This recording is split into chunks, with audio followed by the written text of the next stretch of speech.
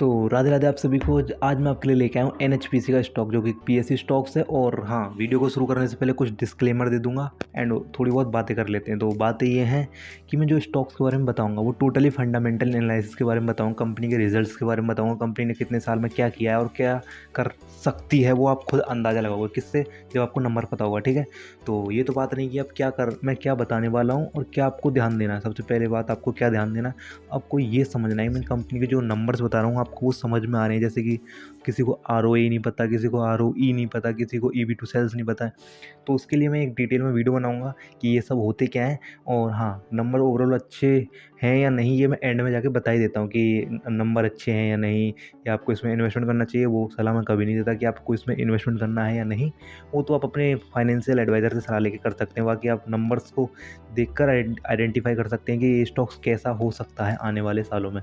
तो वीडियो को शुरू करते हुए ना टाइम वेस्ट किए, तो let's start the video and बात करेंगे एनएचपीसी की। तो मैंने उसकी जो रिसर्च की है उसको मैंने एक नोट डाउन किया है एक नोटबुक में। तो चलिए मैं देख के थोड़ा बहुत बता देता हूँ जिससे कि आपको भी नंबर्स में कोई दिक्कत ना हो। तो बात करें एनएचपीसी की, तो फाइनेंशियली देखा जाए तो स्ट्रॉन्ग है, वैल्यूएशन भी अफोर्डेबल है और टेक्निकली भी बुलिश है। और वहीं बात करें 52 वीक के हाई की, तो 52 रुपये 92 रुपये का कुछ टाइम पहले लगाया था इसने। ठीक है, उसके बाद तो इसने शायद 110 या 112 का लगा दिया होगा, वो मेरे को पता नहीं है। लेकिन 52 वीक का हाई अगर आपको देखना है तो किसी भी स्क्रीनर पे जाइए और वहाँ से चेक कर सकते हैं। और 52 वीक के हाई से आपको क्या लेना देना है, नहीं लेना देना है क्या। अरे वो उसका एक वो है रजिस्टेंस, समझिए। जब उसको ब्रेक करके ऊपर की तरफ जो रैली दिखाएगा ना, वो आपके लिए इंपॉर्टेंट रहती है। ठीक है, तो बात करें इसकी डिविडेंड की, तो ईयर ऑन ईयर बताऊंगा। डिविडेंड 2.8% का भी अच्छा डिविडेंड भी देता है। और वहीं बात करें इसके ROE ईयर ऑन ईयर 10.54% है। और शेयर होल्डिंग्स की बात करूँ तो 70.95% प्रमोटर है जो कि प्रेसिडेंट ऑफ इंडिया है।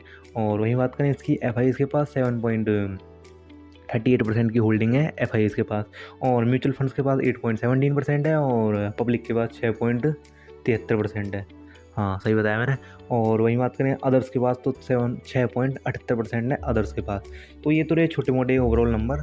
और वहीं बात कर लेते हैं, अगर इसने मतलब कि ईयर ऑन ईयर नहीं बताऊंगा मैं, डायरेक्ट फाइनेंशियल ईयर बताऊंगा कि फाइनेंशियल ईयर में इसने कितना रिटर्न दिया है, तो वो भी बात कर लेते हैं।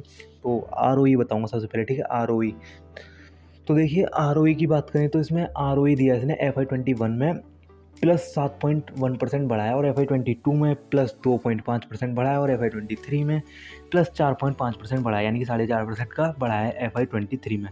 तो और वहीं बात करें ROE की, तो FY21 में बढ़ाया है +10.2%, और FY22 में बढ़ाया है +2.3%, और FY23 में बढ़ाया है -0.9%। तो ओवरऑल कंपनी के नंबर मेरे को काफ़ी अच्छे लगे।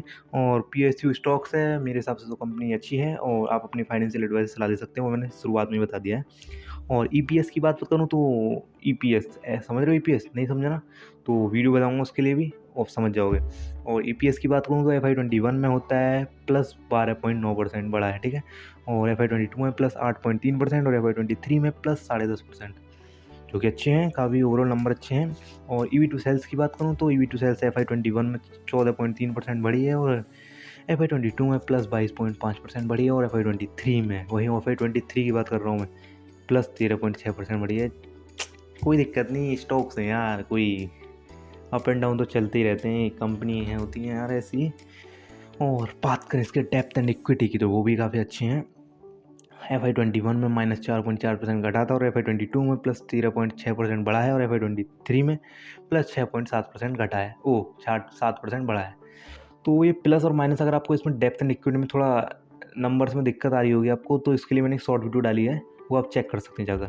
नेट इनकम की बात करूँ तो FY21 में +12.9%, FY22 में +8.2%, FY23 में +10.4% बढ़ा है नेट इनकम। ठीक है, और रेवेन्यू की बात करूँ तो FY21 में -3.6%, और FY22 में -4.8%, और FY23 की बात करें तो +15.4% रेवेन्यू बढ़ा है, यानी कि नेट इनकम से भी ज़्यादा इसका रेवेन्यू रहा है, तो जो कि अच्छी बात है ओवरऑल कंपनी के लिए।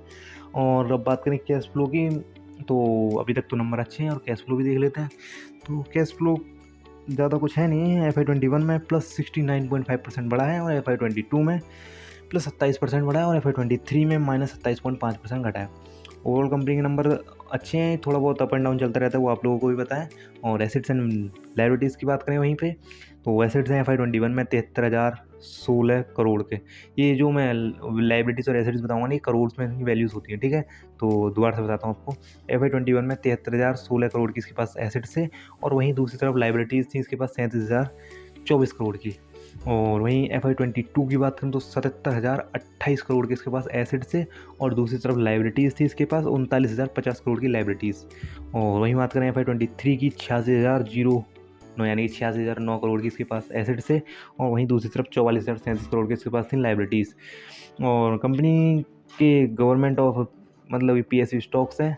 और वहीं बात करूँगा कि जो उसकी जो वह क्या बोलते हैं इसको, हाई रिस्क या लो रिस्क बोलते हैं आप अपनी लैंग्वेज में जो भी बोलते हैं, तो मेरे हिसाब से उसमें लो रिस्क है, और आप अपने फाइनेंशियल एडवाइज़र सलाह ले सकते हैं इसके बारे में। और आगे मिलते हैं एक अच्छे स्टॉक्स के साथ, बेहतरीन स्टॉक की एनालिसिस करेंगे। तो मिलते हैं अगली वीडियो में। अगर आपने हमारे चैनल को सब्सक्राइब नहीं किया तो सब्सक्राइब जरूर कर लेना। तो तब तक के लिए गुड बाय।